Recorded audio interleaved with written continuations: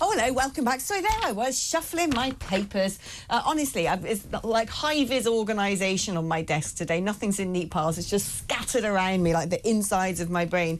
I'm a little bit weary, I must admit. I'd gone on a little 4-day holiday to Africa, and I got back very early hours of the morning, and so, I don't know, it's a bit flagging now. I've just ordered my 1 gazillionth mocha, which I hope will perk me up and enable me to drag myself over the finish line at 1 o'clock. Now, this is a story I spotted today, and I said to my producer, Ted, I really want to talk about this because I find this absolutely astonishing. Waitrose has become a hotspot for criminal gangs. That's right. This article in the Telegraph talks about shoplifting once upon a time being a cottage industry. Makes it sound very quaint, doesn't it? A crime practiced mostly by individuals, whether miscreant teenagers, desperate addicts, or, of course, Anthony Wall Thompson. Who can forget that? They were chiefly opportunists rather than hardened criminals. However, now what you have are organised foreign criminal gangs, particularly those from Romania, going in to Waitrose especially, nicking luxury items, meat, champagne, a lot of it, chucking it in the back of a van and either selling it on in this country or, even worse, taking it over to countries in Europe, particularly Romania, and selling it there. I mean, it's just astonishing. What is going on? I think self-service checkouts have a lot to answer for, but let's speak to Mike Neville, former Met Police Detective Chief Inspector. Mike, I mean, my feeling is a number of things has gone on here. One is the fact that there are just, you know, the shoplifting is not something that really gets prosecuted anymore. Most of the security guards who loiter around outside the Marks and Sparks on the road where I live, I mean, you see people running out every 5 seconds with armfuls of meat, and they just sort of go, oh, well, can't do anything about this. They'll sort of make the pretense of going, oi, oi, and then they just get stopped in their tracks, probably worried that something bad's going to happen to them. And self-service checkouts surely just make it so much easier to walk out of a shop. I kind of feel like if you're saying to someone, we trust you to take this item, scan it through and pay for it yourself, great. Those who are good people will do that. But apparently 40% of us have admitted to shoplifting at one point. 1 in 5 are regulars. I mean, this beggars belief. Well, that's right. I mean, the first thing, the chance people who just steal something because they can, they've always been there. But what's different now is the organisation of this and the targeting of things like champagne, personal electrical goods, anything that's high value and easy to sell on. And it's become an industry. For example, I was speaking to one of the senior managers in security in one of the major retailers, and baby milk is being stolen to order and exported to Vietnam, of all places. I knew a pub as well that was opposite an M&S food store garage, and what you ordered in the pub, the drug addicts around the back were ordered to go and shoplift, and so you're served up on your plate, 20 minutes later. So it was like that wasn't a cottage industry, that was an industrial scheme. But what people see, of course, is that only 1% of people are caught, charged with theft. You've said about the security guards, they're often told, do not touch anybody, because if they get hurt, you'll be sued. And if you get hurt, you're not insured. So they're told not to do anything.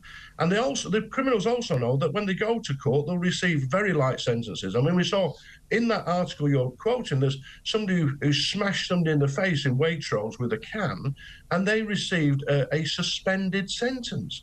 Now, at the same time, of course, you've got somebody who got 2.5 years for saying nasty things on Facebook. So these people are engaged in shoplifting. They know, one, they won't probably get caught. Secondly, if they go to court, they'll get nothing at all.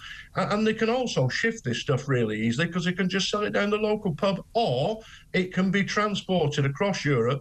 And this booze and champagne and the like goes to warehouses where it's sold off in like an organised racket. So it's a real big problem, and the police aren't doing much about it. Yeah, apparently the National Business Crime Solution has told the BBC that they're working with more than 100 businesses to tackle retail crime and are tracking 63 separate organised groups. These 63 groups are responsible for at least £2.4 million of stolen goods over the past few years. I mean, surely if it comes down to these gangs going in to places like Waitrose, nicking a load of stuff, shoving it in a van to be sold elsewhere, they should be quite easy to lift them and send them down. Exactly. The thing is, what you got to imagine, Alex, is that with fingerprints and DNA, there is a national database of those things. So if you leave your fingerprints, your DNA, you're caught. There isn't a national database of CCTV images, and most of these crimes haven't got any fingerprints or DNA, but most of the crime is captured on CCTV. My record, I had the record capture. We got a guy for 43 separate thefts and matched him by his face. But the police still have no real systems around this. I've been to the National Business Crime Centre. I don't just come here sort of complaining and whining about this. I actually offered them, I said, look, I will help you. I had the world's first conviction for pattern recognition. So even if you can't see the face, you can match their clothing, whatever. And they shilly-shally around. They still haven't done it.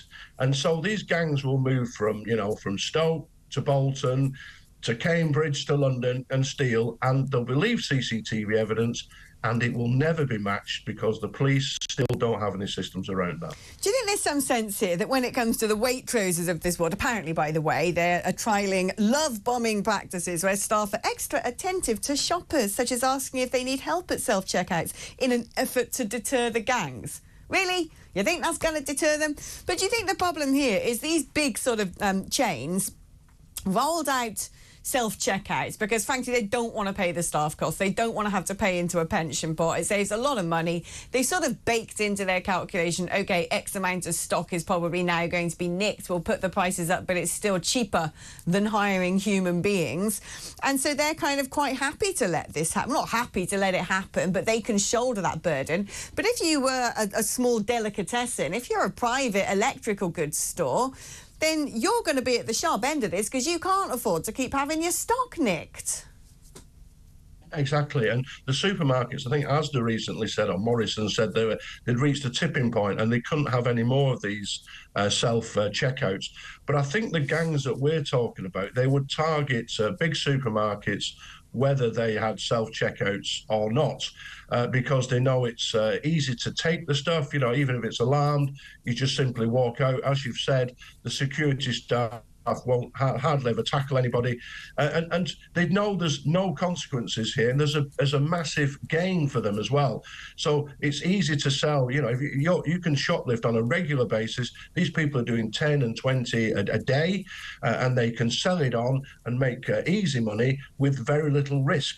And so the police need to do something about it, and the way they need to do it is not to prosecute people for one theft because they'll get very little. What they need is to link the crimes together.